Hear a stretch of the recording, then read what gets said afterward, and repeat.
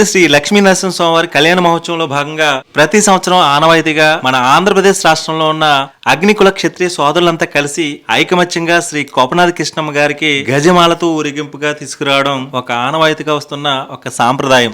ఎందుకంటే మన కోనసీమలో దక్షిణ కాశీగా పిలువబడుతున్న అంతర్వేది శ్రీ లక్ష్మీ నరసింహ స్వామివారి ఆలయాన్ని నిర్మించిన వ్యక్తి శ్రీ కోపనాథ కృష్ణమ్మ గారు. ప్రతి సంవత్సరం స్వామివారి కళ్యాణం రోజున ప్రతి అగ్నికుల క్షత్రియ సోదరులంతా కలిసి వేలాది మందిగా ఊరేగింపుగా వస్తుంటే దీన్ని చూడడానికి కోనసీమలో చాలా మంది ప్రజలు ఎదురు చూస్తూ ఉంటారు. ఇక్కడ ఎంతమంది అగ్నికుల క్షత్రియ సోదరులు ఊరేగింపుగా వస్తున్నారో మీరే చూడండి.